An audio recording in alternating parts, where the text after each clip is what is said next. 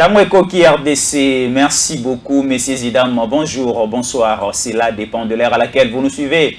Nous sommes Tamweko qui RDC, qui Talatala et Banamboka. Merci beaucoup de nous suivre partout à travers le monde, en République démocratique du Congo, à Kinshasa. Vous êtes très nombreux en train de nous suivre. Merci pour cette marque de fidélité. Et aussi merci pour la confiance au Bopesa Tamweko qui RDC. Télévision et la Rabino Basango ya Solo, Basango à l'air. Au réel et à l'air prévu. Merci beaucoup, Boali Kolanda Bisso. Merci, la confiance au Bopé Sarabisso. Moi, c'est Jésus Fiston et Ankole, le Torolo Belamboka, Torolo Baebele, Ebele, Akolo Bezaleo, Kozongi Sabino, Nakatia, Oezaliko, le Kana République démocratique du Congo, Toropé Sabino, toutes les informations, Lelo, Oezaliko Kanga Actualité, la République démocratique du Congo. Vous avez des complications, mais Lelo Borozo précision. Il y a Oezaliko, le Kana Katia, République démocratique du Congo. Na Rosalanga, mon côté, je serai ensemble avec. Mon lipasse de tous les temps, de tous les jours. Il s'appelle Ousmane Mutombo, l'arbitre du peuple. Naende Togo Panzante, qui est l'Opoto le Bela Italie, République démocratique du Congo, Tango RDC, une chaîne patriotique, tout le Bela Raka, quand vous avez dit que Tombo la Lokumu, la République démocratique du Congo. S'il y a aussi des failles, Togo le Bela faille, wana pour que Bakondiba Bongi Sambo, Kanabiso Rayonné, Kendeli Bosso, et Ali Souci à Tango RDC, Ndeko Ousmane Mutombo, l'arbitre du peuple Mbotena. Mboten de Konanga Jésus, na pesi mbote na ba Congolais, nyonso des pères et des mères. Bay oyo bazomona ke Congo eza elo kaka moko batikala na yango ata bayiba kabiso bozume bazwa Congo mobimba te e bazana elike eteke to ko récupérer mkolo mosusu mabele na biso oyo Rwanda sana kata koyiba na pesi bango mbote ba Congolais subisika bozambote na pesi félicitations na le VPM vice-premier ministre de la fonction publique Jean-Pierre Liao pour na musala malamu azana kati ya kosa na kati ya ministère ou les lobes à Moïse à fonctionnaire. Et quand je parle avec vous, 30 000 engins à l'État, qui sont en retraite. Vraiment, ils ont loko moko o itkala ko sali mate. Presque na bambula muke o ya sali de chaque année bato bazo na retraite belé. Ils ont quelque chose à féliciter parce que azam moko o ya zo matérialiser la vision de tangonza ekolo ya kozongisa esingo ya ba fonctionnaire. Na musala zakata ko sala ya ko moderniser fichier il y a fonctionnaire à l'état mobile koye bato zala ba fonctionnaire boni alors que ba dongolo miso to zaki na bango ba ko sala musala wana te na yebiso ke bato belé balungo na ministère ya fonction publique ba ikrelo ko pese biso nombre exact ya ba fonctionnaire à l'état te ya ngona bano mona ba mbindu koti ba buzo be koti mais lelo avec le gouvernement avec le VPM Jean-Pierre Liao, Moussa Sanakati Akosar a l'acquis réellement que non, ce sont des gens qui ont milité dans ces pays, autres baba congolais, ata 20 bazamabe, ata moko, ako kozala malamu, ata parmi ba oyo bakoko ko pesta ata mukonza ekolo, mandat deuxième mandat nae, o ba fonctionnaire l'état ba ko voter tata mukonza ekolo en fonction de ba action au Jean-Pierre Liao, azanakati Akosar na ministère wana 30 000 agents à l'État, bazo qui sont les retraites et puis bah eux baza non payés. Na moi na deuxième semestre on aura même plus au dernier 60 000 qui seront même payés. Donc ça il faut que Jean-Pierre Lewaza la wana. Très bien Ousmane Mutombo, l'arbitre du peuple pour mbote pe na PC courage mais à continuer bon ngai na ozala kaka wana pour na ko soutenir ye bato malamu. Très bien, excellence Jean-Pierre Liao Motenayo, partout à l'Ikolanda Bisso, vous êtes ministre, il y a fonction publique, merci na Mosala Aliko Sala pour que Mbo Kanabiso Kende Liboso, c'est notre souci, Aliko Sala Mosala na Malamu, tu repèses un coup de chapeau, Aliko Sala Mosala na Malamu, tu encourager, mais Aliko Sala Mabe, tu regardes le Belayango à la télévision pour que Bino, Bande Kobali Kolanda Bisso, Nani Aliko Sala Malamu, Nani Aliko Sala Mabe, Nani Fatika, Nani Falongwa, Wana Ezali pouvoir au Bapesa Bisso presse. Donc le Kumu est plus dans Baobali que Salam Malamba, Wazali que Salamabe, de repérer le Kumu. Alors, nous allons parler de 3 dossiers. Aujourd'hui, Bandekobo Landabiso parce que Michel et le Rosala au Pessimbo à Boyi. Il y a des bossons dans le bago Pessimbo à Gangi, mais le Pessimbo à Boyi, Rosala dégâts matas. Tolobaki Boyi, toute autorité vient de Dieu. Oyo ako Simba Motinda Minankolo, il sera aussi frappé. Voilà ndenge bakomi kokoma frappé moko sima moko mususu. Pero luwara akweli lisusu maladie ya ndeke. Oh papa avec mukuna azalaki na raison koloba yango te. Oh papa avec mukuna akosaki. Mais Péro Louara, au moment où nous sommes en train de parler, à quoi il est encore malade d'épilepsie et Kangi est en pleine émission, Azali hospitalisé. Pourquoi? Parce qu'Ali Kolia, mon solo ya bateau, Ali Koyiba, c'est à l'État. Ali Kolia, mon solo ya makile, Congolais. Ali Kolia, mon solo, Oyo, Batou, Bali Koyiba, Bali Koboma, Bali Ko violé, Bali Ko mon solo, na ba canal Yamabe, Bali Ko pesa ba journaliste belé le gola ba Péro Louara. Voilà est-ce que Nzambe azongi si maladie wa kala parce que Nzambe linga ba toucher na ba autorité Oyache likoloté. Toute autorité vient de Dieu. Nzambe nda cha fachi wana.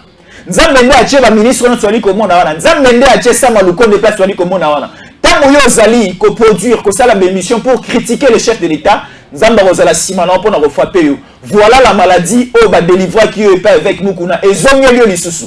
Péro Louara makale kale ndeko Ousmane Mutombo. Mais tant que tu plusieurs fois que mon temps a tué le bout ba manquer respecté.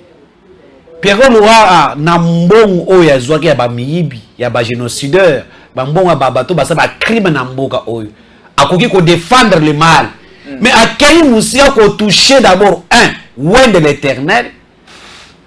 Félix Antoine Sekedi Chilombo, chef de l'État. Oh, chef d'État. Oh, Zamba Pona.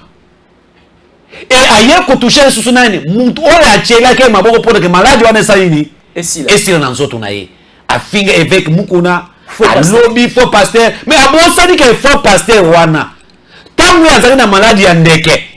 Ba vrai pasteur ya iba kwa na babando kolongole malade wana te. Ba tamblo na banganga. Ngana kila ntina histoire. Péro Louara ba tamblo na banganga, ba mama bikudi ba sala tout. Et l'autre côté, amela ba nzete et l'autre côté. Wana évêque amuko na tout fait tout flamme. Wana muzambe ya makasi wana ya ezotoka. Ba yele na église ba vine wana ezali pendant 3 jours. Pendant 3 jours, tata évêque akangi do tobenga kamukaya. Do achemukaya lobi lokola ba yelinga doso ya Péro. Donc faut na chamukaya. Asepini nganda kuna ya bimakate. Afin de prière, jeûne de prière. Si alongoli maladie wana ezali ba ya famille na bango ya ba Péro. Et muto azaki liboma aye kozonga pe mutu lelo Péro akori délivré akomi pe mutu mais abosani que celui qui t'a mis la main comme ça pour na kobonde la pona yo ba finga kaete oyebi na tangu tozalaki na kati ya Israël lorsque David face ya Saül David azoko kazoko ma Saül alali David adimi Saül akati la mana ye. Nini David a boyako buma Saïla lobi, celui que Dieu a oué. Moi na buma ye, exactement parce que bilaka mabe et kosonge la ngai. David a boyako simba Saïla. C'est-à-dire bato bazawa de l'Éternel. Bato zamba tche onction na ye. Okotika ko simba ete.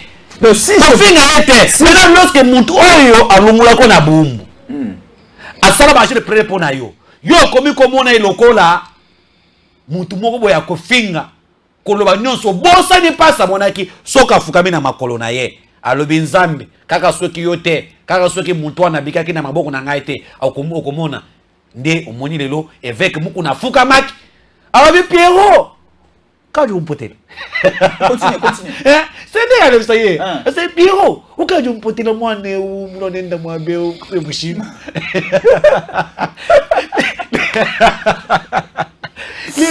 Lilo mone ka badela na lo wana nene veka lo bakina plateau et soit qui a le Péro uka umpote mone mulonde mwabe unyime ya makowe bi kwata munda me mwenza no le kadini mama ko ya dikwa lo kishina ko je sais que tu as vu aujourd'hui Péro bakaba salini ezonga lié évêque mukuna lelaki et le lo komi kokwe pona bika et Seigneur ya ko Seigneur évêque mukuna pardon. C'est quoi problème est ça boy Ousmane Mutombo attendez d'abord. Au moni balobaka les loin de Dieu ba touchaka bango te. Nzambe pa lingaka bato bazana na ingratitude te. Oui.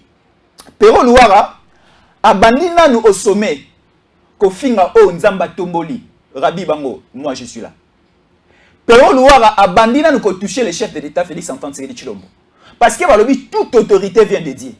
Nzambe aponaka mokonja mboka yemoko. Nzambe pa ponaka basali o ba géraka ba kambara etonga na yemoko. Péro Louara a commencé d'abord par injurier et de toucher même la vie privée du chef de l'État. La malédiction. Asuki wanate a qui encore que toucher la vie privée. Kolobake évêque Mukuna Aza faux pasteur. est-ce que ça va retomber, il y a des discours, il y a des missions, il y a des giro à ça là? Mais c'est ce que je viens de te dire, non? Nayebi so clair que pasteur évêque mukuna aleli na motema. Alors muntu ba yele na maladie à épilepsie.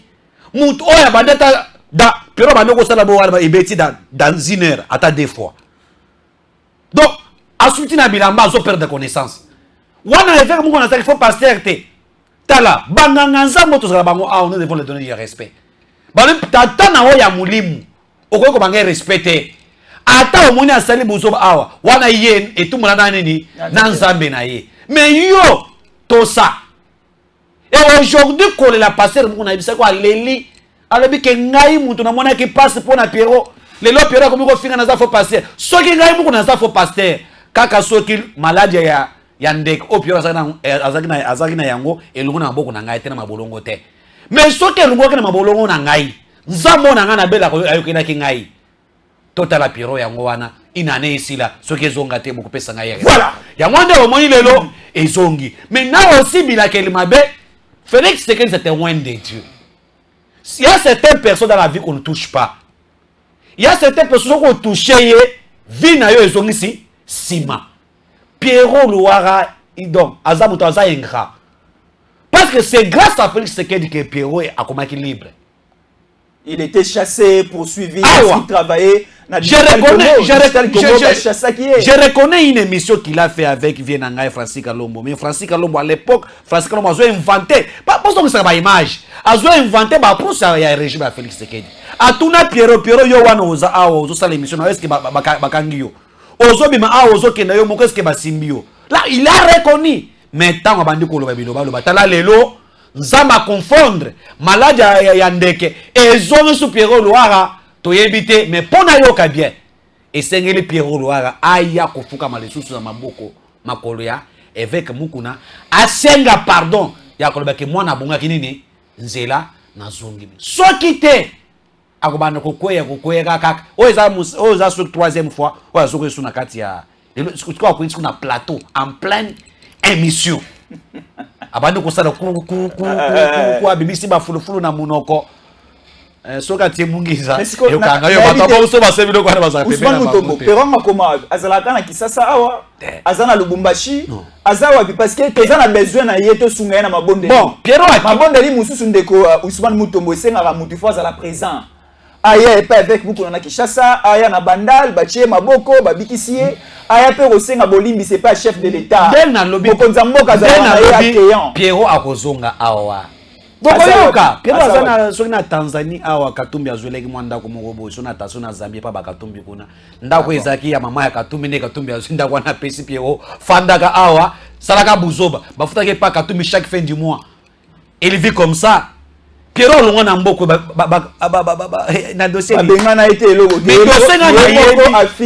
songa na ibaki Pierrot akimelaki mingi avake na kofinga buzoba wana ezaya a viola que je l'insiste le kona lobaka oyo a viola ce mec na ina ndako leki ya mwasi na yi azamine Pierrot abandaki soki ya azolungwa Pierrot azobima na mwana wana tango ye koyebana na famille bazui dossier wana manguna parquet nde Pierrot ayobi ke na babuzo balobaka pona régime en place na pe l'état oyambala o eza l'état na bango wana te ya ba tout puissant te il était état de droit ça état de droit amoni akobeta 20 ans na prison esina sa ini akima nde Pierrot akima butu ne akima do dossier ya viol les arosela Pierrot dossier ya maladie faut mukuna bondelela ezali kozela ye dossier pe o afingi bactère politique ba konjamboka do eza ebele c'est-à-dire que muntu moko oyo bilakele moko ya mabe kangi il faut asenga pardon surtout makambo avec mukuna tamonza école faut asenga pardon makambo mwasi na bako bongisa na bango na famille soit osangisa bango no sumi balé na parler moko c'est possible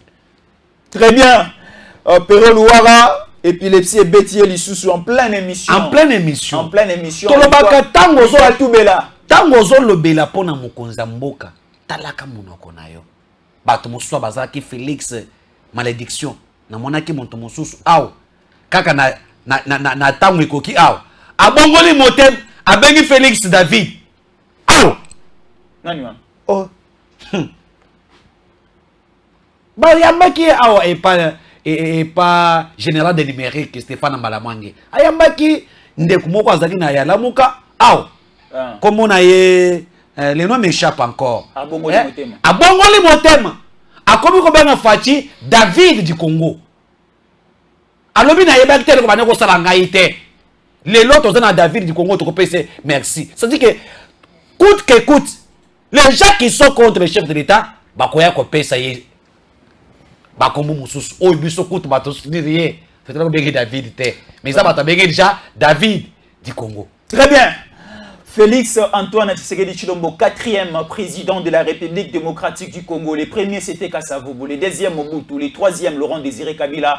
La continuité du troisième président, c'était Joseph Kabila Kabange. Et le 4e président, c'est Félix Antoine Tshisekedi Tshilombo. Oazali ko incarne même la prophétie de Simon Kimbangu. C'est le 4e président qui viendra pistonner et créer le développement dans ces pays. C'est Félix Antoine Tshisekedi Tshilombo. Alors, Ousmane Mutombo, tournons d'abord la page à Pero Louara parce que c'est malédiction. Mais là, on a conseillé à santé tété.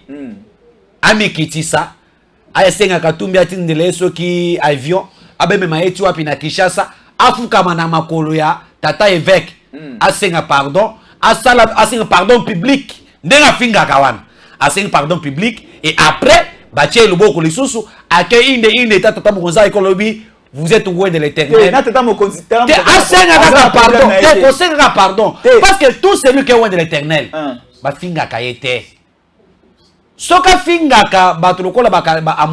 ça pouvait être mieux. Ambon n'est pas loin de l'éternel. Ambon est loin de l'éternel comme évêque Mukuna. Ambon n'est pas loin de l'éternel comme Mukuna. Je te dis vrai. Comment ça? Ambon n'est pas loin de l'éternel. Comment ça? Est-ce que Ambon prophétise? Bien sûr que oui. Ambon prophétise. La prophétie que je sais de la monde, il y a comme ça, Kagame, le leadership éclairé dans le monde. C'est le leadership de Kagame. Ambon n'est pas un serviteur de Dieu. Quand on classe les serviteurs de Dieu, on peut classer Ambon. Les catholiques peuvent me pardonner. Mais Ambon n'est pas digne. N'est pas digne. Oyo, tata Kagame Oyo a pesa monter manaïna musolo. Ce qui bisca musolo, ils allaient Ambon azali. Yena echauna na leki, yena musengo na leki. Musengo aleki. Yena malula na leki. Malula leki. Yena echau. Echau aleki. Na nini? Il est les donc ceux qui te le bakabat parce que bazan koso musolo mbongo. Tangu yo oza nganga ya nzambi, oza na koso musolo mbongo, yebaki oza so dinité. Bakosuma motema na watu moma. Mais musengo azalaki awas. Combien le régime Kabila ici a fait tout avec Musengo? Moussa a compris qu'il se bat pour l'intérêt du Congo. Il est resté catégorique. Est-ce qu'il y a un poste à Moussolote? Bah, et tchaou. Mais en bon, il y a le lot. Et régime, bah, aussi Moukendi, bah, Thérèse Kapangala, Oyo, et Lungula, bah, maman, bah, mamelo. Bilamba, bah, tikala, mitakala. Bah, mais c'est la baie. Bah, ça, bango, abomination. Basubi basime selabe na mamelo bosangana auto ko beta bino masas mais selabe albité choix exact na bika kaka basali meba mais selabe ache masuwa na oui ache masuwa na mai na mamelo mais c'est le même régime que régime wana oyo lelo ambongo azotamuna nguna kati ya libenga na ye régime modèle. Pourquoi musolo ya mbongo? Très bien. Très bien, j'ai retenu quelque chose qui est un bon Wazali Wande Diété, mais Mukuna Nazar Wande. Non, un bon Wazali Wande Diété à Tamuke. Depuis un bon Wazali catholique, l'église catholique, comme ça, sur ma plainte, ils ont passé. Beaucoup de fidèles catholiques, qui n'ont pas l'église de réveil. Et aujourd'hui, ce n'est pas quelque chose que nous avons awate. L'église catholique, aujourd'hui, l'église de réveil, je suis un bon, il y a des changements énormes. Sauf qu'on monte l'église catholique, on peut mettre musique dans biso. C'est pour attirer que Bafidèle bazo na la musique te. Bafidèle bazo la skole lo ba nzambe. Ya kola kisabango te Yesu Masia nde mobiki sime yo zo la kisabango eloko mususu na sima ozo sa eloko mususu. Félicitations vraiment aux églises de réveil. Boali ko sala musala makasi. L'église de réveil tongi ba temple minene kitoko, l'église de réveil comme ça là ba hôpitaux et comme tonga ba école, li ko sunga même la société. Vraiment félicitations aux églises de réveil. Mais alors, les écoles les plus chères à Congo, ce sont les écoles catholiques. Ah bon? Oui. Les écoles catholiques et les écoles les plus chères. Maternité, centre de santé, les hôpitaux les plus chers du Congo, c'est les hôpitaux catholiques. Il y a moins de montant où Félix Saché a de l'enseignement. En bon, on lui a raté 1 million chaque année. Parce que dans l'église catholique, Moussol Oba Fouta dans l'église catholique, le cardinal Babazouaka, $100 à chaque enfant. Parce que bêta, si vous avez 100 000 élèves, ce que vous avez dit, vous avez monoko. Bacha maternité au félé. À cause de Félix, c'est qu'il y a un temps où il a payé moi 500 000 $, il a besoin de sa famille. Parce que y a Alingi Katumbi Azobo Konji, parce que Katumbi a volé la gratuité. A Kolongola, Moussole Kozonga, soit na Yangoana. Et ça, Mouto Alingi Moussolo la Mbongote. Je te dis, frère. Et ça, pour na combo na eza mbongo. Na yebité, comment Moussolo Baka? Comment c'est la et la Nagaba Kamonango, il y a un autre qui peut savoir na combo, Talaka combo, peut savoir na combo moi dit. Na yebité. Peut savoir na combo mankenga te. Azo ko ko baka mankenga. Peut ça la joie. Peut ça moi na combo makia dit. J'ai profité de saluer madame la joie et bisika ozalipe et ça ba comment peut ça biso esengo. Donc voilà, très bien. Là c'était notre premier dossier. Alors Ousmane Mutombo. Nous connaissons bel et bien l'histoire de la République démocratique du Congo. Il y avait des royaumes Congo ici, les royaumes Luba ici, avant l'arrivée de l'homme blanc en République démocratique du Congo. Avant même l'arrivée avec l'explorateur Henry Morton Stanley, Badi Gokao qui a découvert l'embouchure du fleuve Congo. Là, nos ancêtres vont vivre avec quiétude, avec tranquillité et tout consort. Mais il y avait un complot, une complicité au niveau de l'Europe. La conférence de Berlin en 1885, Bassali traçage Afrique, Bassali partage à gâteau Nabango et la République démocratique du Congo, ils ont une propriété privée à Roi des Belges. Et, la France a une partie en Afrique, la Grande-Bretagne, l'Allemagne, ainsi de suite. Alors, Lelo, le président rwandais Paul Kagame, que j'appelle Saoul Kagame, Azalaki au niveau, il y a Bénin à une conférence de presse pour dire qu'il y a certains territoires congolais où ils doivent appartenir à Rwanda, au Tshisekedi Azoboya ko libérer yango. Est-ce que le Ousmane Mutombo, parlons un peu de l'histoire de la République démocratique du Congo. Est-ce qu'il y a des territoires congolais lelo et c'est à Rwanda oh biso te confisqué, oh Tshisekedi a confisqué, mais ceux qui ezak à bango retournons tous c'est la bango biloko na bango Mutombo. Pourquoi est-ce que bozoka mabiloko batuboye et loko moko na koloba ezake omoni ke Kagame komi koloba biloba loba. Depuis 2023, Kagame a lobby combien de fois? Depuis Félix Apessa a bengaye un dirigeant rétrograde. Les gens comme les Kagame ne peuvent pas être des dirigeants dans l'Afrique. Kagame a koma biloba loba. Et oh ya kelo bela sur les bandes à Moka, c'est-à-dire makila ya baktu, ya bakongomano bakufwa et comme dans autres Kagame c'est la fin des régimes. Je voudrais préciser une chose ici. Le Congo n'a pas de terre à donner au Rwanda. Au contraire, c'est le Rwanda qui a une partie des territoires congolais à nous donner. Lesquels? Je pense. Des parties ou bien une partie? Une partie. Laquelle? Rubaou, je pense. Côté à Kissé, moi côté à Kissé Nyonsouane, c'est une partie congolaise. Oui. C'est ça le Congo. Nos enfants doivent réclamer ça. Le Rwanda n'a pas de terre à réclamer au Congo. Et non plus Kagame n'a pas le droit de le dire. Parce que si Kagame nous dit ça, il ne connaît pas l'histoire. Vous savez, lorsque Ozana Makila Batuna Misunayo, Ozange Loko Koloba, Obanda Kubomazota Layo, Tango Bakomiko Kwenseyo, Okomiko Loba Biloba Loba. Et il y a un niveau à Kagame, le président à Rwanda, Kagame a une histoire de l'Afrique. Kagame a une pression dans le monde de Géraka. A une précision. Parce que lorsqu'on a découvert le Congo, on a découvert que Rwanda était. Rwanda n'a pas existé. Soit carte yakala. Rwanda n'a pas existé.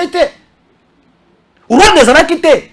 Et une ethnie ou bien une famille. Oh, ils ont pas gérer Rwanda na 3 personnes. Papa, moi, Sinaye, na moi, Nanaye. Ne Rwanda zaki moi village moi moké. Il y a un carte Rwanda ne fikir pas. Soit vous êtes carte biso Rwanda est englouti na carte démocratique du Congo. Si nous observons la carte Oyebimaki Liboso en conférence de Berlin, le Rwanda n'existait pas. N'existait pas. Talango le Rwanda n'existe pas. Et il faut yeba. Quand est-ce qu'on a tracé Makambuno sur RD ya mboka na biso ya Congo? 1885. C'est pas 1887. Quand? Conférence de Berlin. Et ça qui pour na tracer limite ya mboka na bisoté. La conférence de Berlin est à 3 points d'ordre du jour. Tanga bato balika ko tanga te. Botang histoire, quid de l'histoire, Belgique, Congo, Burundi, Rwanda et les frontières où il y a professeur Thiba Nkalala, il a expliqué l'histoire. Autant dans le deuxième livre, le Congo et ses frontières. Vous dépensez 300 €, et puis quand même, au Congo, on a makamune na lobby, makamune les frontières ya Congo, na ba voisin na ye. Et en 1985, ils ont pour tracer la frontière.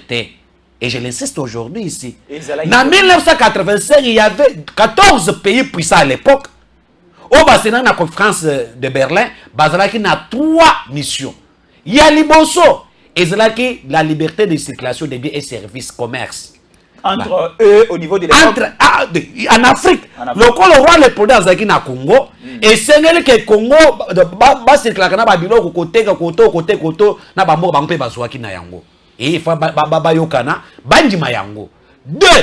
Et si la navigation des fleuves Congo vers le Nil, vous comprenez nango, il faut que na fleuve Congo est libre pour la circulation ya bango nyuso. Et ça interdit na muntu mususu et ba no permettre bango bazwa ba minéraux na biso ba kende nango na Afrique. 3. Nairobi plutôt. 3e ordre, c'est qui est classé dans l'ordre du jour. J'ai lu ça. Et c'est là que de nouvelles méthodes mises en place pour l'occupation de nouveaux terres en Afrique. Il y a tracé ma frontière. C'est ce qui a été traité en 1985 dans la conférence de Berlin. Il y a une histoire, il faut vérifier bien. Et on dit aussi, la conférence de Berlin, la République démocratique du Congo, ils allaient créer comme une zone tampon où toute puissance européenne coloniale de l'époque avait la possibilité d'entrer et de... C'est là où je t'ai dit que Batsengari na roi Léopold que Ozana mabele munene. Moyen bango bazwa blé na bango bimaka, il faut pas que na fleuve Congo d'abord.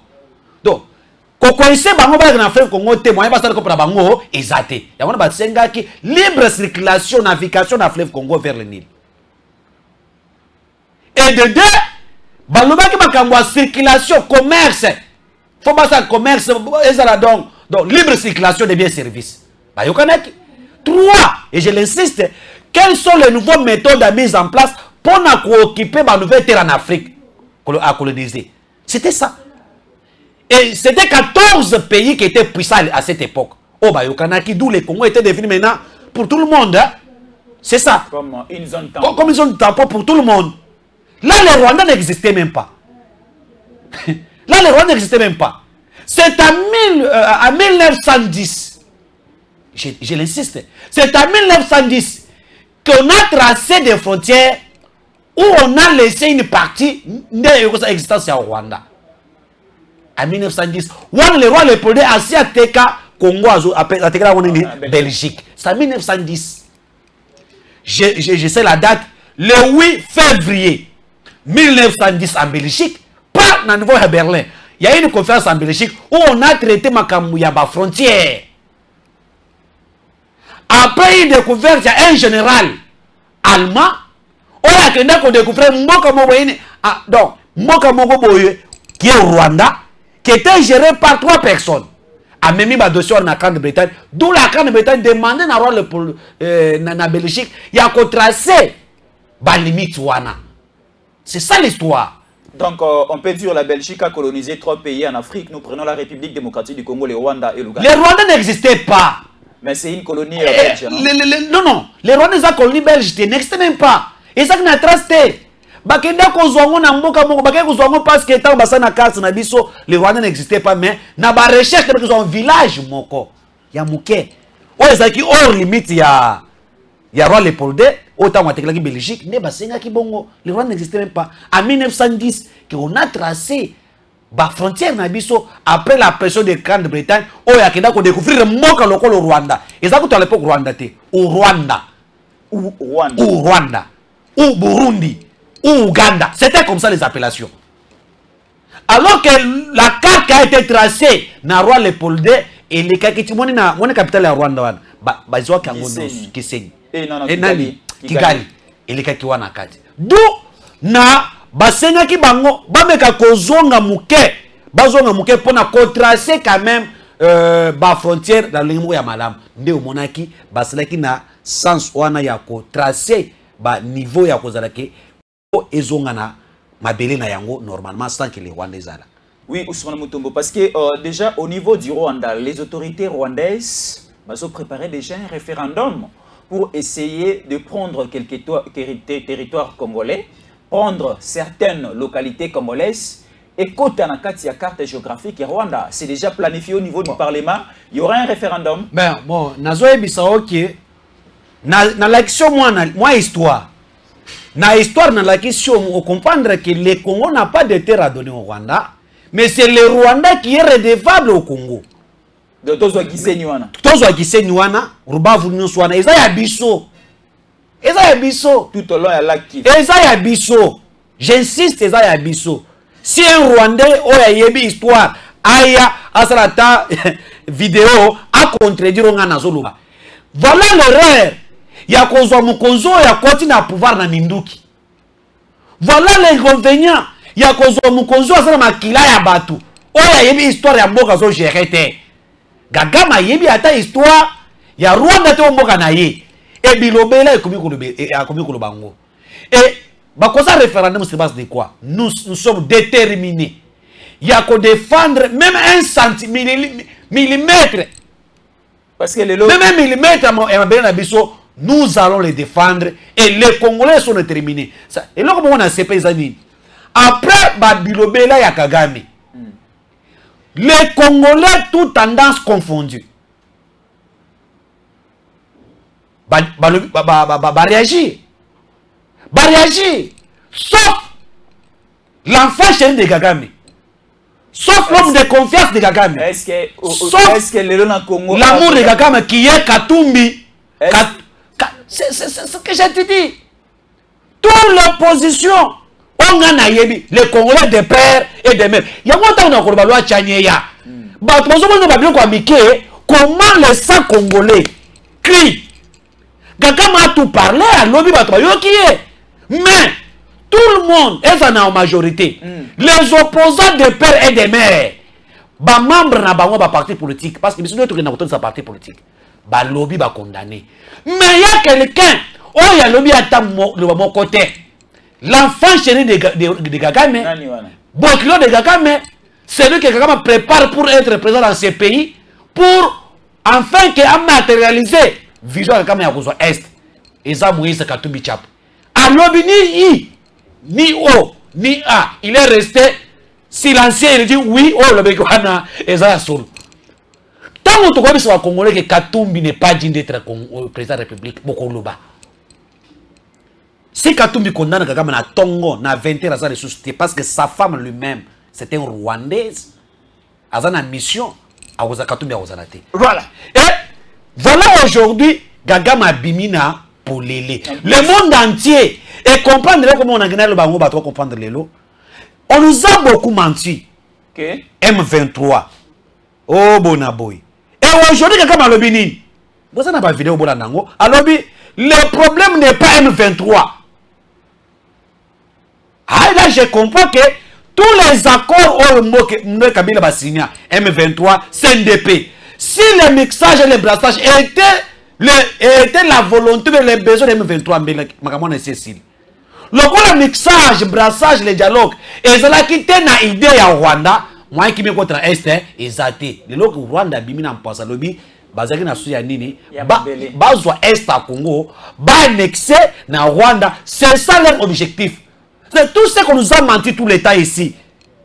Les accords signés, les dialogues, c'est les dialogues qui étaient donc que les Rwandais donc que les M23 cherchaient à l'époque.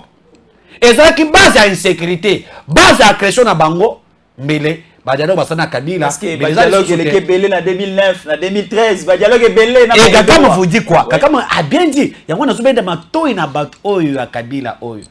Oh Félix Tshisekedi M23, Kagame le dit que le M23 existe, c'est le fruit des résultats non consensuels ya gouvernement RDC depuis 2012. Est-ce que depuis 2012 c'est qu'ils ont le pouvoir? Ça c'est comme il l'a dit. Il a dit que le M23 était déjà depuis 2012. Et Et bato ba ndeko Tshisekedi ateki mboka, c'est la teki mboka. Soki Tshisekedi atekaki mboka. Après ça comme au Rwanda. Est-ce que Kagame allait dire ce qu'il a dit? Yangwana to linga mboka oyo. Très bien. Au quoi qu'on l'ait Tshisekedi, mais pour l'intérêt de la nation, tout simbana. Tout simbana. Et tous les plans qui ont été mis en place à l'est du Congo, on a compris noir et sur blanc. Même l'Occident qui se tient aujourd'hui, Kagame va comprendre que moi, je suis bêti faux. Moi, discours,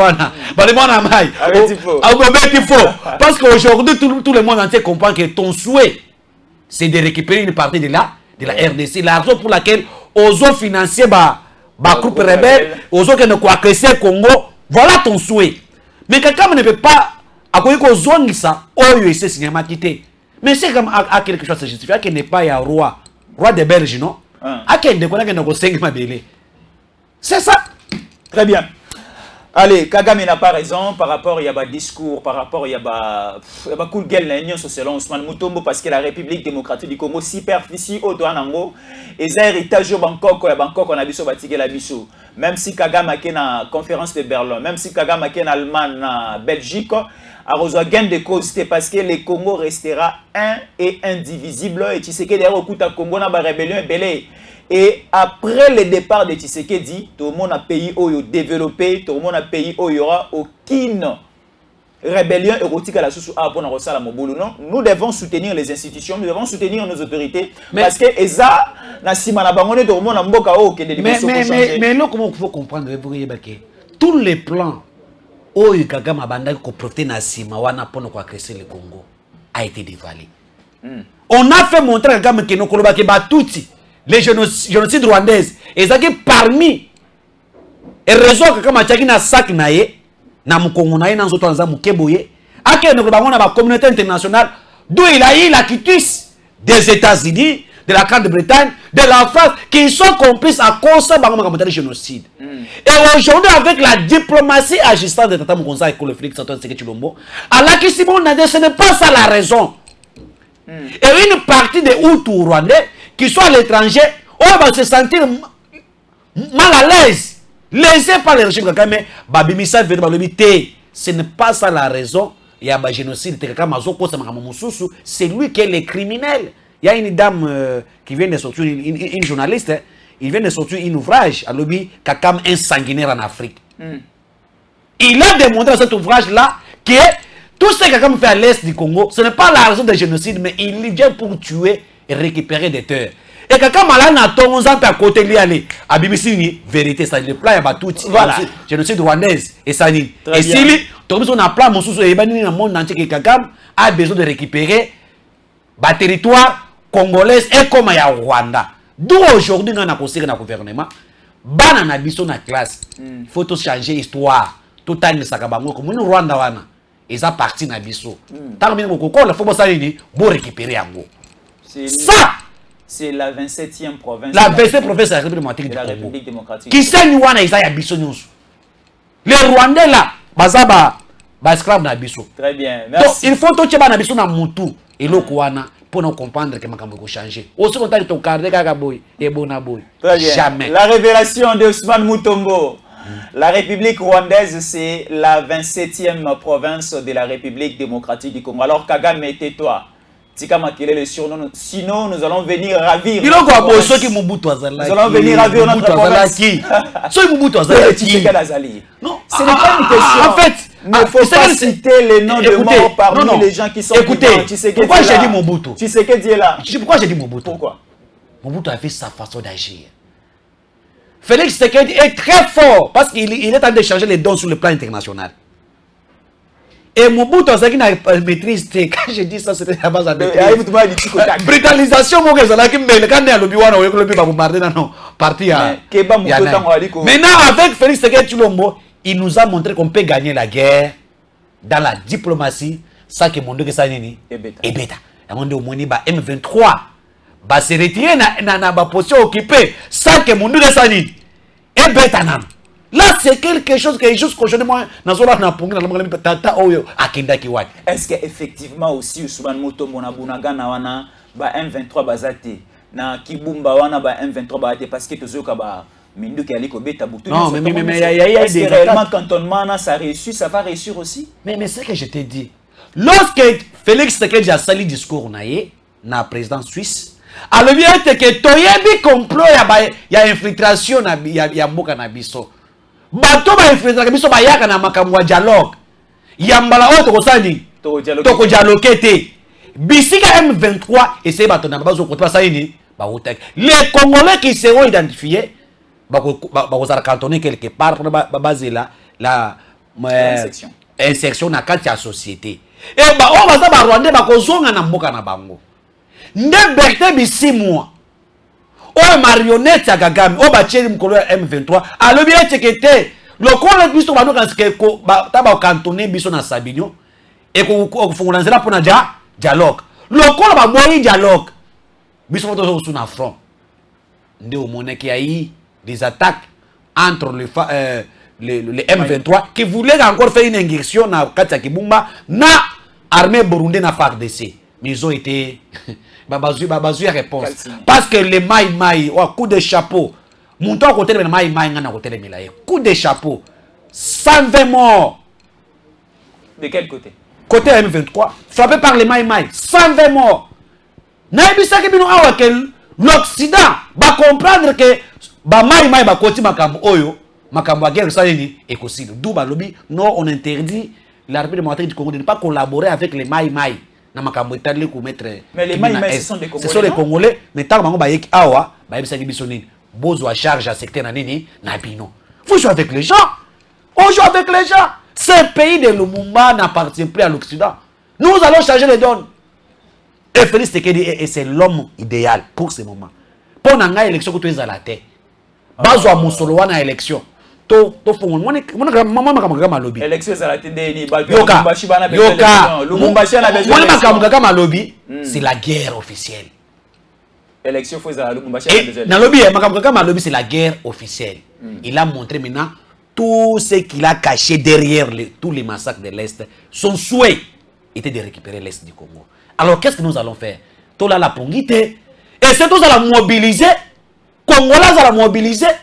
Et tous ces mobilisés, contre l'armée, sa musolo na kata ba militaire, tous ba matériel ba usine armes de guerre, et ba no salema awa, to fabriquer awa pour ko garder, ko sauvegarder intégrité territoriale ya mboka na biso. Ceux qui tozo rêvé za malamu te. To rêve ngote. Batu ya Katumbi kuna. Katumbi c'est marionnette de Kagame. Et je l'insiste et je l'ai dit, je dis la vérité. Et Katumbi akotikala ko kondamner agression rwandaise. Na bisa ko na émission OK. Mukolo Katumbi a condamné agression rwandaise. Bokatanga Musapi. Voilà. Alors, Ousmane Mutombo, vous allez toujours continuer les dossiers Mwanga Chouchou. Ça a pris un peu du temps, Mwanga Chouchou entre les mains de la justice congolaise. C'est plus la justice militaire qui est en train de poursuivre et de suivre ces dossiers. Il y a Mwanga Chouchou. Nous sommes dans une phase qu'on appelle la phase d'instruction. On est en train de récolter les données, les éléments. Alors, l'audience de la semaine passée, c'était le week-end de vendredi. On a dit ces dossiers, Basir Soir Yamonam, Tomoni liesse du côté de Mwanga Chouchou, Tomoni Mwanga Chouchou en train de boire et de manger ensemble avec ses avocats. Balobi que Mwanga Chouchou est libéré, Mwanga Chouchou est acquitté. Mwanga Chouchou va blanchir, Mwanga Chouchou a un problème la justice congolaise. Et ça commence maintenant à compliquer la situation au niveau de la population. Population, est-ce que Mwanga Chouchou va libérer, va quitter, Mwanga Chouchou est innocent par rapport à la révélation, d'informations belées qui n'a différents médias. Quelle est la situation actuelle du dossier de l'affaire de Mwanga Chouchou? Est-ce qu'il est acquitté? Oui, Mwanga Chouchou, je rends hommage à Nabakluto Yangai. Le DG Stéphane Mbalamwange, général na makamwa numérique Mikolo Oyo, na vinangai maître Kitenge Joël. Ce sont ces gens que la population congolaise va remercier chaque jour. Qu'est-ce qu'ils ont fait? Parce que bazana kati ya contourner tous les plans ya ba génocidaire ya Congo. Et bazo bimisa vérité na kati ya tango ekoki RDC. Makamwa Mwanga Chouchou a wutika na tango ekoki RDC. On les vraies informations comme Mwanga Chouchou faut osa nini na tango ekoki RDC. Bisika ba botayo de bisika vérité ba nini. Et bana monta bato kashobu bazolo kafuka. Boga babota bango ebanakate. Ebanakate. Mais le quoi biso toza na kata ndako oyo ebota makama Mwanga Chuchu, tokopesa bino révélation. Ya liboso Mwanga Chuchu n'est pas libéré. Mwanga Chuchu en tant que Rwandais de père et de mère, toutes qui rêvaient aussi être présents dans ces pays. Baza makasi à commettre ba moyens na ba réseaux sociaux, ba créer ba contre ba réseaux sociaux comme ba saison ba M23 awa pour ne pas payer sa fausse information. J'ai une révélation que je te dis aujourd'hui.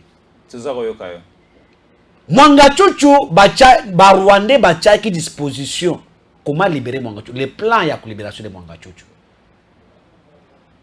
Ya liboso. Bache 22 500 dollars américains. Va corrompre des juges. Pour ne pas rendre une décision à Nini. Il y a le quota pour ne pas tika Mwanga Chuchu. Wana plan à bango. Yami Balé va mobiliser 70 000 dollars américains. Je l'insiste. 70 000 dollars américains. Nous sommes dans les chiffres. 70 000 dollars américains. Pour ne pas corrompre 7 députés nationaux congolais de père et de mère. Quel est le rôle de ce député en Mbongo? Bango va défendre Mwanga Chuchu. Il y a parlement, il y a Kola qui se fait innocent. Déjà, Bamousou sont bien. Na ba député bazo ba corrompre wana. Bamousou ba komi na ba itandweke koloba kete Mwanga Chuchu non innocent bazo ko sima kamo bino comme population bo moni ngoni tsoleka. Batie 100 000 dollars pour 10 journalistes congolais de père et de mère. Qu'on démentit, qu'on désorienté. Le procès de Mwanga Chuchu, il y a quoi informer le peuple où ils ont soloté. Parce que la communication, comme nous le faisons, la presse, quatrième pouvoir, ça peut influencer aussi la décision de la justice. Quatrième plan. Oh, bandeko bakangaki awa 49 commando. Oh, moko na bango somi bango bakangaki bango awa. Oh, bayaki na mission ko nini. Soit on tue Mwanga Chuchu, soit on le libère. Voilà le plan qui a été fait na Rwanda. Et puis sur le plan diplomatique, nous on Sarkozy bayaki awa, tout ça. Et tous ces plans-là est en train d'échouer. Hein? Sur le plan diplomatique à Sarkozy et les autres qu'on a envoyés, pas seulement Sarkozy, hein. Je te dis que Sassou Nguesso vient d'envoyer son émissaire. Et pas Félix Tshisekedi. En coulisses, il y a même une demande à Mwanga Chuchu. Pourquoi? Parce que dans le dossier, le coffre fort. On a cité même des contacts entre Sassou Nguesso et Mwanga Chuchu.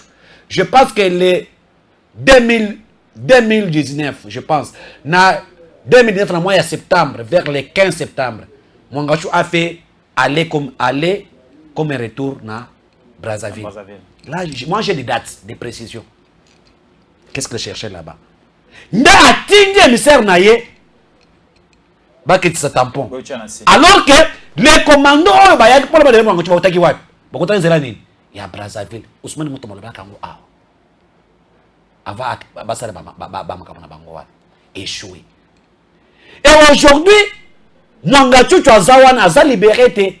Mwanga Chuchu a na kati ya boloko ya dolo. Pourquoi bah ce soir dossier Mwanga Chuchu?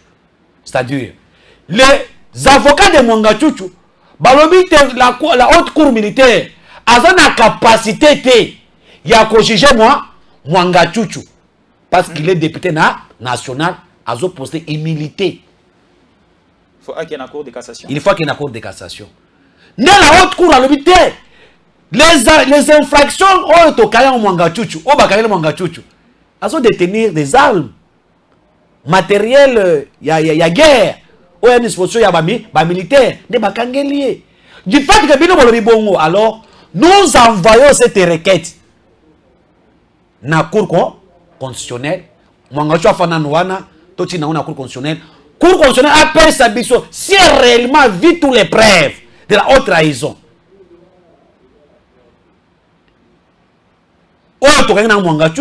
Le matériel militaire, est-ce que la haute cour militaire a la capacité de juger condamné ou non? Voilà là où la question a été envoyée dans la cour constitutionnelle. Maintenant, nous entendons là-dessus la Cour constitutionnelle, vu la loi telle, modifiant, fait ça. Est-ce que vu ça et ça, vu des crimes, vu des infractions commises, est-ce que Mwanga Tchouchou peut être poursuivi, jugé par la haute cour militaire? C'est la Cour constitutionnelle qui va interpréter.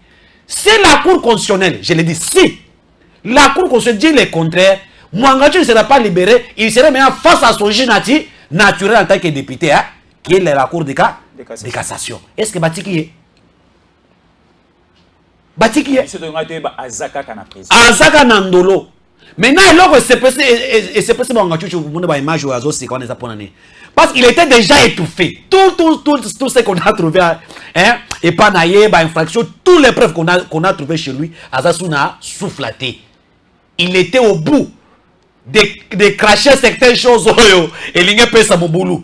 Maintenant, tant que a récupéré moi énergie, à me raisonner, les sous travail moral, à y balolengeni, na koki ko sama so de bazuzi, so ba ko bengi saye. De moni sourire wana nazalaki moral déjà. Voilà, manga moi tamuke ya kopema nde omoni dossier Mwanga Tchouchou et ça ndebongo. La raison pour laquelle je l'ai dit, ici Natango et Koki, on a donné la version originale.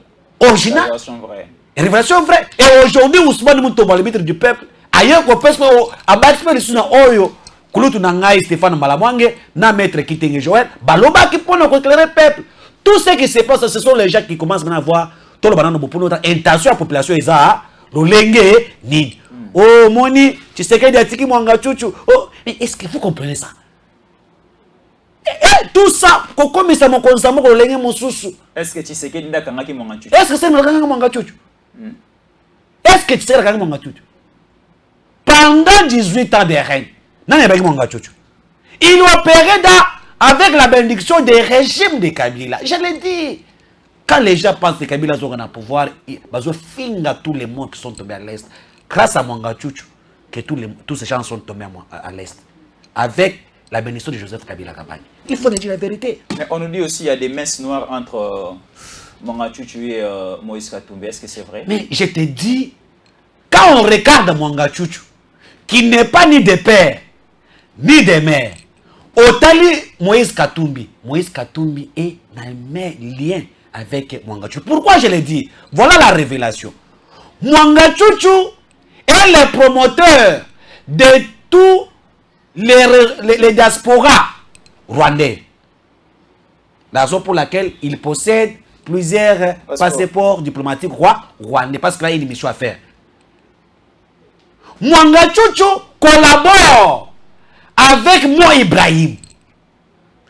Moi Ibrahim, une grande fondation, a estimé l'économie rwandaise. L'accès militaire rwandais, c'est Moi Ibrahim qui offre en Rwanda. Avec Georges Soros, Mwanga Tchouchou est parmi l'actionnaire en Rwanda. Congo, entreprise rwandaise. Mwanga Tchouchou est actionnaire dans cette entreprise-là. Entreprise d'aviation. D'aviation rwandaise. Il est actionnaire. Le pan où il y a Mwanga Tchouchou est la troisième parcelle après le pan où il y a Paul Kagame na Kigali. Je te dis, frère. Mwanga Tchouchou qui est député national au Congo, mais sa résidence est à Kigali, avenue Moko. Voilà, il y a le numéro 3. Je te dis, c'est vérifié, c'est l'information vraie. Mais il est député au Congo, tout ce qu'il fait au Rwanda. Mais Moïse Katumbi est en collaboration avec Moi Ibrahim. Qui est Moi Ibrahim pour Moïse Katumbi? Est en collaboration avec Georges Soros. Et est en collaboration avec Mwanga Tchouchou. Bakambo Monakina Jekami. Mwanga Tchouchou à l'époque de Moïse, à départ, il y a Bakare Minier, Nakata Jekami. Nana Pesagé. Katumbi. Katumbi en collaboration avec Katumbi. Mwanga Tchouchou collabore bien avec Katumbi. Et je vous informe, le plan qui a été mis en place, il y a qu'on déstabiliser Congo na Katanga, oh lelo, oh Fayulu, Matata Mpondu, na rebelle oh c'est sanga, na étranger Katumbi, baké ko sanga na pona kondima la cessation katangaise. Tu imagines? Et dans les coulisses, on nous apprend que tu as été déjà planifié entre Moïse Katumbi et Mwanga Tchouchou. Ah bon? Et si le procès continue, Katumbi sera cité dans ces choses par Mwanga Tchouchou. Parce que certaines vidéos, certains audios, certaines communications qui ont été tracées par le service de renseignement montrent les liens très proches de collaboration, d'échange des informations entre Moïse Katumbi et Mwanga Tchouchou. Qui est Katumbi? Il y a quelqu'un même qui a dit que c'était prévu que Mwanga Tchouchou soit la présidente de la République et Katumbi vice-président. Vous comprenez ce que c'est ça leur plan. Il y a un moment depuis Bakanga Mwanga Tchouchou. Oui, il y a Katumbi a fongolé monoko. Oui, Katumbi a fongolé monoko. À l'obité. À Kolobani. Ce que moi, à l'obité na tongo na 8e Mwanga Tchouchou. J'ai à vous parler. Alors, j'ai à vous parler. Quoi? Lui là, je suis avec lui ici. C'est ça. Tous ces gens qui sont avec Mwanga Tchouchou ne parlent pas. Ce qui me fait étonner, c'est quoi? Depuis Dossa Mwanga Tchouchou, Mwanga Tchouchou Men, depuis Ebanda, aucun leader de l'Est, aucun, je l'insiste, aucun leader de l'Est ne dit un mot. Pourquoi Bakangi Mounoko? Pourquoi Bakangi Mounoko? Tous les leaders politiques de l'Est sont yoyebi. Depuis Dossa Mwanga Tchouchou Ebanda, qui attend mon tomo, ta fongole Mounoko Loba. Pourquoi? Bayebani, Nasia Joana Bayebani. Mais Katumbi, beaucoup de gens. Il y a des gens qui non, poursuite à candidat, tout ça. Parce que va comprendre que le dossier à Mwanga Tchouchou, même parce que Martin Fayoulou avait resté 400 000 $ américains dans Maboko à Mwanga Tchouchou. Ah bon? Et je te dis. C'était à l'occasion de quoi? À soutenir le parti, à Tikala Radical, à Bongo, c'est ça. Et je vous informe qu'aujourd'hui, Fayoulou a joué parti à Tekele Moïse. Moïse Bayokani. Et si des continue à Bayokani Moïse. Moi, je veux que les informations. Bayokani Moïse. Moïse a lobby, Fayoulou a dit qu'on soutenait la candidature à Moïse Katumbi. Mais en échange avec quoi Moïse Katumbi a accepté de financer toutes les campagnes électorales. Il y a des députés qui ont décidé. Moussolo. Tu peux imaginer Fayoulou a une deuxième personnalité dans Mboka Oyo. Surtout dans la élection. Après, Félix, tout le monde a élection. Aza deuxième, élu deuxième, non? Tout le monde a élu ceux qui élu dans l'IBPT. Aza deuxième. Tout le monde a sens dit, ceux qui battent Tata Moukonza et Kola, qui premier, Monto Alanda qui a Zagnini, Fayoulou, non? C'est ça. Na élection, c'est ça, na sens dans le Béléangouane. Aza deuxième après Félix. La deuxième personnalité. Mais la deuxième, quelqu'un qui était deuxième dans l'élection, il se déplace pour aller rencontrer celui qui n'a jamais été ni ministre d'État, ni premier ministre, ni président de la République, ni candidat. Ni candidat. Katumbi n'a jamais été candidat. C'est que Moussito a raison. À quel qu'on rejoindre pour Andima, c'est ça que Katangès, tant que Moussito qu'on réussit le bord au Yopé aux par à président assemblée professionnelle à Katanga. Le président de l'assemblée professionnelle à Katanga. Ce qui c'est ça Katangès. Na banu de Moussito lobby, ce qui boyebi ndako ya papa Fayoulou, na maman ya Fayoulou, ce qui boyebi ango ache tout le monde au défi. Mon toi quoi iba mboga ya papa Fayoulou, na maman na ye Moussito lobby ayebisaye akopesa mbongo. Donc Fayoulou tata na ena maman na ye bazala na banu. Na lobby Moussito lobby yeni mutamaki Fayoulou na Mukongo no. Amena banondo no. Mema ye na Mukongo, yeni mutamaki na Mukongo. A lobby boy. Muntu akotangela ngai comme papa ya Fayoulou, na village ya papa ya Fayoulou, na biske ba fanda na maindo biso na bandundu na kopesa mbongo. Donc Fayoulou za ne mu ya kate. Alobi aza alobi bo alobi bongo. Alobi bongo quand moi c'est-à-dire que cela révèle tout le monde que Fayoulou n'est pas congolais. La raison pour laquelle tokola mwana tongo bo tokoti sa mwene to akomi président mboka oyo. Tola na tongo bo tokoti Didier Drogba akomi président mboka. Sadio Mané akomi président mboka. C'est possible. C'est possible. Les hommes avaient été bandés Kobima. Qui est congolais? Qui ne l'est pas. Alors la loi Tchani. Oui. Proposition de loi Tchani. Oui. Et même yango est pas ndekusingi pour et ça la musana yango. On a besoin de Congolais na ba sommet à l'état de père et de mère. Tanga Bible na Genèse. Genèse, je pense chapitre 11, je pense. Et verset chapitre 11 verset entre 10 comme ça. Et l'obini, lorsque moi c'est Abraham, Azoua Abraham abotna Aga. Aga est une étrangère, à botna yemwana. Mais tant que siko Isaac aye, nzamba ebisi Abraham ni. Bengana agana nani. Na Ismaël. Pour ne pas profiter nani. Na héritage oyote. Aga Israël Ismaël azaki mwana nani. Azaki mwana ya Abraham. Mais pourquoi balobi kete il a des limitations à la musique. Ayi mwana ekobo. Parce qu'il n'était pas parce que azaki abota bena maman moko étrangère. Bilaka ezalaki te. Na lobi tout est dit hein. Très bien. Merci beaucoup, nous chitons déjà. Toki ba révélation belé. Révélation mon achu choisa toujours dans ndolo mon achu abimité. Abimité papa na ngai, abimité. Il y a plusieurs ndolo et toki pe sous ba révélation mususu akeno pero l'épilepsie comme tungi c'est makasi. Mais ndeko Jésus. La seule demande complot ya Katanga ça avancé. Je t'avais dit ici. Et combien à quel niveau? Aujourd'hui Katumbi, je l'ai dit clair. Le service de renseignement fait un travail. Moïse Katumbi Tchapui, avec ces milices qui l'organisent à Lubumbashi, avec des matériels qu'ils achètent pour faire l'association katangaise, ils ont avancer à haut niveau.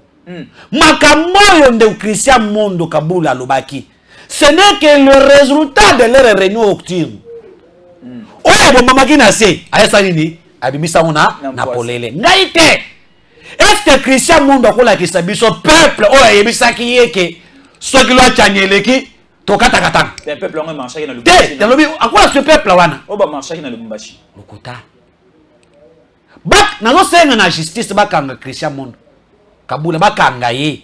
À l'exception peuple wana. Parce que ce sont les choses qui ont été préparées. Ba ministre bazo préparer tous les gens qui ça se prépare là-bas. Des matériels militaires, tout ont été achetés. La raison pour laquelle les hommes Nicolas Nakatanga bazo mabato. Ce sont les Kassai qui sont tellement tués là-bas. Je l'ai dit. Nous avons les informations. Donc, qui est le meneur de toutes ces choses? Ce balane na sia Joana, Katumbi Rosangate. Et Katumbi azana bulingomboka oyote. Na pesa ko histoire awa. Moi so bazaki na bazo ela mwana, aboti na hôpital, maternité. Oyo ala li mwana ya kofi, oyo mwana ye azana bomoy. Moi si andumba azui mwana ya moninga. Aleza mwana na ngai. Mais oya lebeza azamo nanga balobito ki na pas roi Salomon taba ke pas roi Salomon lobini alobi to kata mwana oyo na deux parties mukolo mwana lobi te bo pesa ye mwana wana na mwana na boko na esimie oya zaki mukolo mwana te alobi bo kabole kaka to raté c'est-à-dire que soki Katumbi azaki congolais atana makla ya muke ako préparer à Katombe te sur la charge salini et l'équité voilà les étrangers. Ah, ça fait mal. Merci beaucoup, Swan Mutombo. Toki ma révélation belé, Congolaises et Congolais, soyons vigilants. Tous à la vigilance, ma casse, CDT, parce que ceux qui ont cédé, Mboka et qui ne sont pas paya.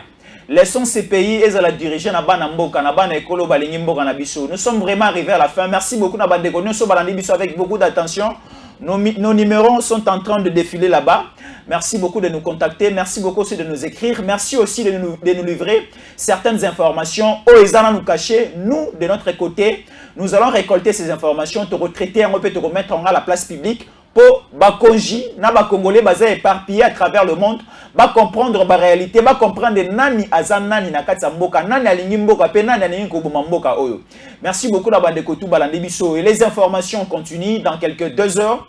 Vous allez retrouver l'éditorialiste, le journaliste et communicant Stéphane Balamwang et le général de l'armée numérique chargé des opérations télévisuelles. Arrosal encore au rendez-vous pour d'autres informations. Surtout, restez nous toujours fidèles. Merci.